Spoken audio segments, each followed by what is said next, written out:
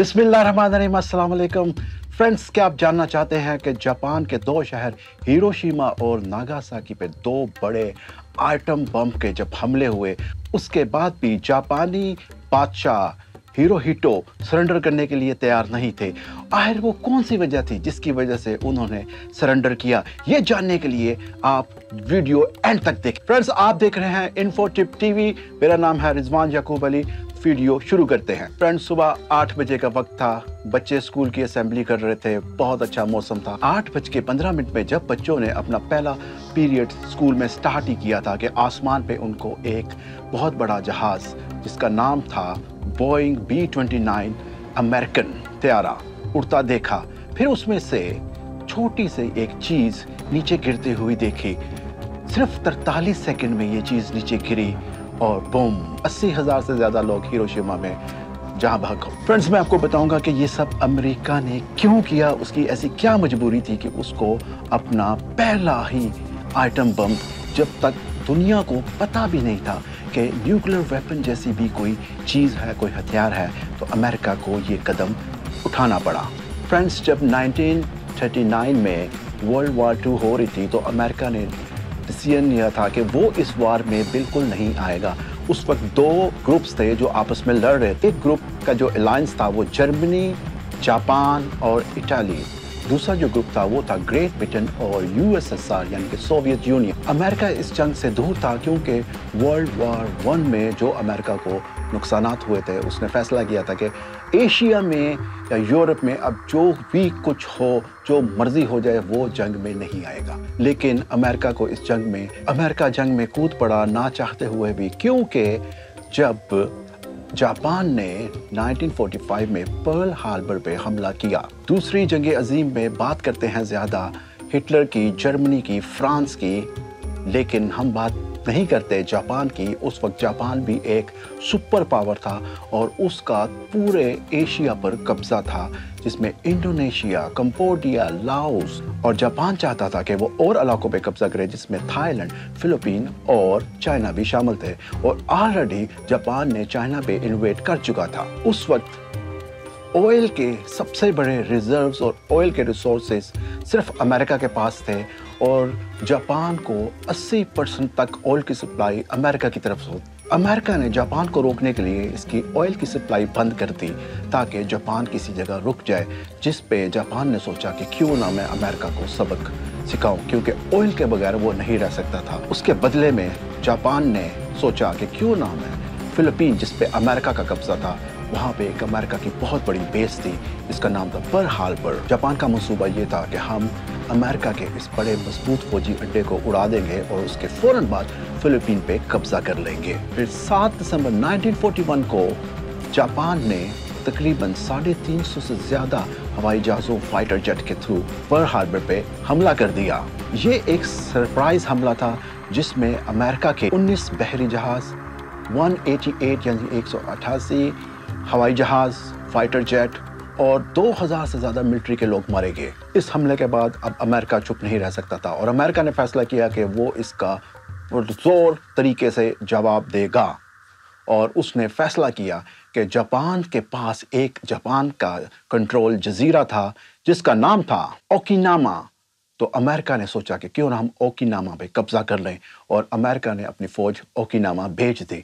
लेकिन वहाँ पे उसको बहुत बड़ी मज़ामत का सामना करना पड़ा। उसकी वजह ये थी कि जापानी आर्मी थी वो ब्रेन वॉश थी, वो अपने बादशाह हिरोहितो के लिए मर मिटने के लिए तैयार थी, क्योंकि उनके ज़हन में ये डाला गया था कि अगर आप अपने बादशाह के लिए जंग में शहीद होते हो तो आप सैमुराई बन जाते हो। अमेरिका ने ये जंग तो जीत ली, लेकिन इसमें अमेरिका के 12,000 फौजी मारे गए और बहुत ज़्यादा माली नुकसान हुआ। और ओकिनावा जजीरा, जिसकी टोटल आबादी थी 4 लाख, उसमें 1 लाख लोगों ने अपनी जान का नजराना दिया इस जंग में।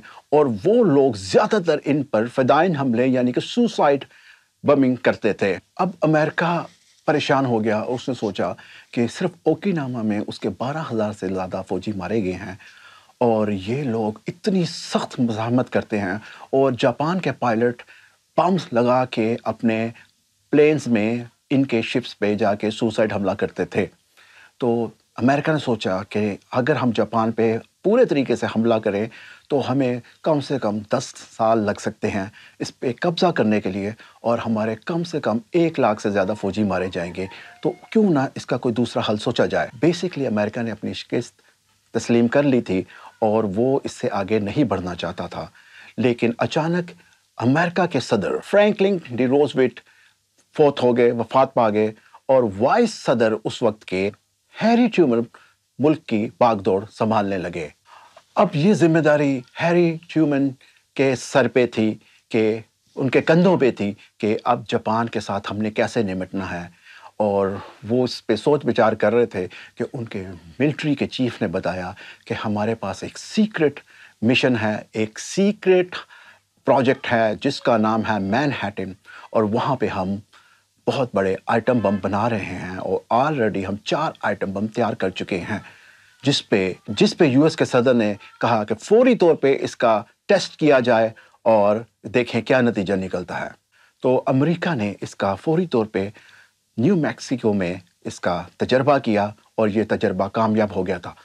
अब अमेरिकी सदर को पता लग गया था कि इसके पास क्या सोल्यूशन है, उसने क्या करना है, लेकिन वो दुनिया को बताना नहीं चाहता था कि उसके पास न्यूक्लियर वेपन है, क्योंकि दुनिया को पता ही नहीं था कि न्यूक्लियर वेपन नाम की भी कोई चीज़ होती है।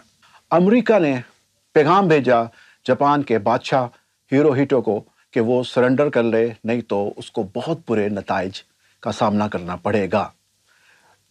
जापान के जो सदर थे उन्होंने इसको कुछ सीरियस नहीं लिया, और वो बहुत ताकत में थे, तो उन्होंने इसको जवाब दिया नो।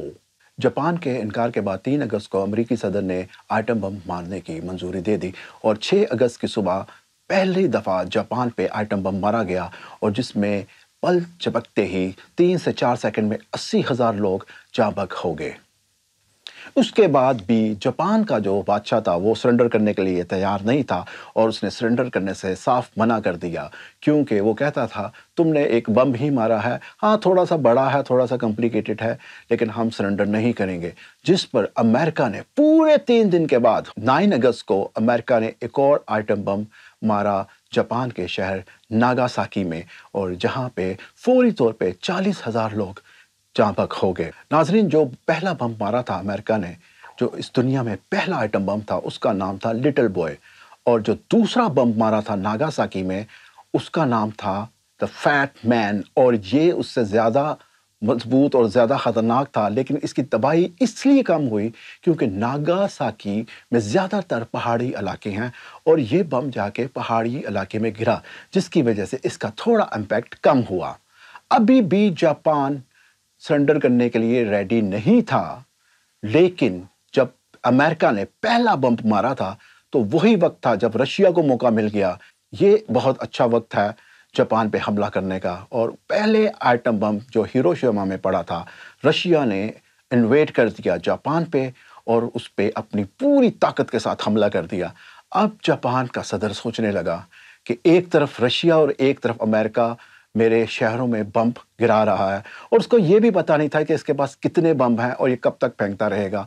वैसे तो अमेरिका के पास 4 बम थे, और जिसमें से वो 2 फेंक चुका था। अब उसके बाद सिर्फ 2 न्यूक्लियर वेपन रह गए थे, लेकिन अब जापान को दोनों तरफ से प्रेशर था अमेरिका के न्यूक्लियर वेपन्स का, लेकिन उससे ज़्यादा उसको खतरा था रशिया के साथ, जिसकी वजह से जापान ने ये सोचा कि मैं अब सरेंडर कर देता हूँ, और इसी सरेंडर करने के बाद वर्ल्ड वार 2 ख़त्म हो गई। ये थी वो वजह जिसकी वजह से जापान के बादशाह हिरोहितो ने सरेंडर किया। फ्रेंड्स, आपको मेरी वीडियो कैसी लगी? प्लीज़ चैनल को लाइक कीजिएगा, सब्सक्राइब कीजिएगा, और बेल आइकन को प्रेस कीजिएगा। मेरे सब्सक्राइबर को बहुत ज़्यादा प्यार और सलाम।